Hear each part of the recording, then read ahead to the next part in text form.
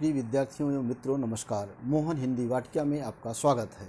आज हम आपके समक्ष पूस की रात कहानी लेकर के उपस्थित हुआ हूँ, जिसके लेखक हैं मुंशी प्रेमचंद जी।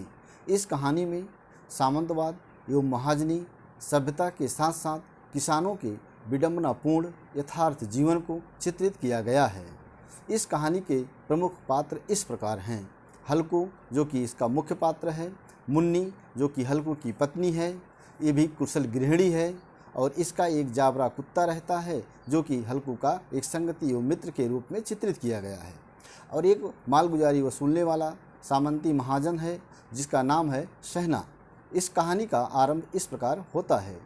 हल्कू की स्त्री झाड़ू लगा रही है। हल्कू कहता है कि रुपए दे दो। झाड़ू लगाने समय उसकी पत्नी मुन्नी फिर कर देखती है और बोलती है, 3 ही रुपए तो हैं। अगर मैं ये रुपए शहना को दे दूंगा तो क्या होगा? कंबल कैसे आएगा? पूस सिर पे चढ़ा आ रहा है। यानी पूस की जो रात होती है, बहुत कड़ाके की ठंड है और उन 3 रुपए से मुन्नी जो है कंबल खरीदना चाहती है। हल्कू गिड़गिड़ाता है और कुछ मक्खन पानी लगाते हुए कहता है, 4 गारी देगा, क्या फ़ायदा, इससे छुटकारा पा लिया जाए तो ज़्यादा अच्छा है। मैं कंबल के लिए कोई दूसरा उपाय करूँगा। इस बात को सुन करके जो उसकी स्त्री मुन्नी है, वो बहुत गुस्से में आके बोलती है, हाँ बताओ ना, कौन सा दूसरा उपाय करोगे? कहाँ से आएगा कंबल? कोई क्या दान कर देगा? इस तरह से संवाद आगे बढ़ता है। हल्कू कहता है, वो 4 गालियाँ देगा तो क्या अच्छा है? फिर मुन्नी थोड़ा सा सोचती है और कहती है, ठीक है, इसको रुपए दे दो। रुपए लेकर के हल्कू शहना के पास देने जाता है और ऐसा लगता है मानो अपना कलेजा निकाल कर देने जा रहा है। वो मजदूरी कर करके एक एक रुपये इकट्ठा करके पूस की रात के लिए कंबल खरीदना चाहता था और आज वह रुपया उनके हाथ से निकल जा रहा है। इस तरह से कहानी आगे बढ़ती है। हल्कू जो है खेत को जाता है। चूँकि पूस की रात है, उसको अपने खेत की रखवाली करना है और उसके साथ साथ उसका जाबरा कुत्ता भी जाता है। जाबरा कुत्ता आगे आगे चला जाता है। हल्कू जाता है और जाबरा कुत्ता भी जाता है। दोनों को ठंड लगती है। हल्कू कहता है, क्यों जबरू, अब घर पे थे, पुआल थी, वहाँ पे सोते, नहीं क्या मेरे साथ आए हो यहाँ ठंड खाने? राण पुरवैया अपने साथ बर्फ़ लेके आई है। इस तरह से जो है हल्कू कहता है, क्योंकि ठंडी बहुत कड़ाके की है।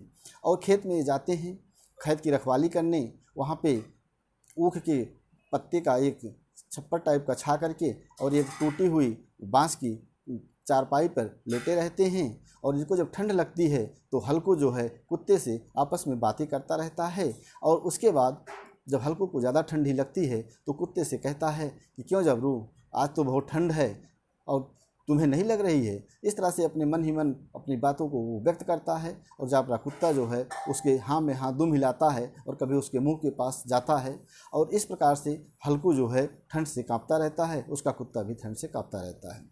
अब कहानी जब आगे बढ़ती है, जब ठंड नहीं बर्दाश्त होती है और खेत की रखवाली करने रात में गया हुआ है, चूँकि पूस की रात बहुत ठंडी है, तो उसको पास के बगीचे में वो जाता है और कुछ अरहर के पौधों को तोड़ करके उससे जो है झाड़ू बना करके वो ढेर सारा पत्तियाँ इकट्ठा करके और उसको जला करके अपना हाथ सेकता है, अपने शरीर को गर्म रखता है। और कुत्ता भी उसके साथ रहता है और वो कहीं बगीचे में एक हड्डी पा जाता है, उसको वो चूसता रहता है। हल्कू जो है आग जला के गर्माहट से गर्म हो जाता है और वो आकर के लेट जाता है। और उधर जाबरा कुत्ता जब खेतों में जानवरों का, नीलगायों का झुंड पड़ा रहता है और वो जाता है, उस नीलगाय के जानवरों को भौंकता रहता है। हल्कू सुनता तो रहता है, लेकिन वो सोचता है कि जानवर कैसे पढ़ सकते हैं मेरे जाबरा कुत्ता के रहते हुए। और उस तरह से वो आलस्य करता है और जाबरा कुत्ता के साथ वहीं पे बुलाता है, जाबरा जाबरा। वो सुनता नहीं है, वापस नहीं आता उसके पास। और इधर ये जो है गर्माहट पा करके वो सो जाता है। और उधर उसकी सारी खेती जो है नील गायें चौपट कर देती हैं। और इस तरह से आक्रमण स्थिति में हल्कू अपने बिस्तर पे अपने गर्म राख के पास वो पड़ा रहता है और वो सो जाता है। सुबह जो है होती है, हल्कू की पत्नी खेत से होके आती है, देखती है तो सारा खेत जो है जानवरों ने चल लिया है। हल्कू के पास आके बुलाती है, उठाती है, उठो देखो सारा खेत जो है वो नीलगायों ने चर लिया है। अब तुम ऐसे रखवाली करोगे, मड़ैया रखने से क्या फ़ायदा? हल्कू पूछता है, सच में तुम खेत से आ रही हो? तो पत्नी कहती है, हाँ मैं देख के आ रहा हूँ, सारा खेत चल लिया है।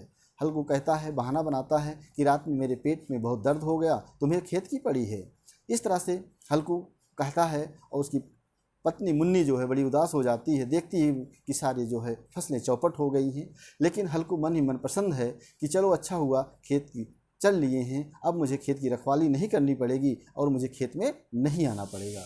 इधर हल्कू कहता है कि अच्छी है, चलो अब मजदूरी करो, मजदूरी करके इसका जो है भुगतान करो, और खेती से ऐसे क्या लाभ है। इस तरह से इस कहानी में ये दिखाया गया है कि कैसे एक किसान अपनी मजदूरी करने को मजबूर हो जाता है और उसे अपनी खेती से कुछ लाभ नहीं होता है, जो भी खेती में होता है वो मालगुजारी में चला जाता है।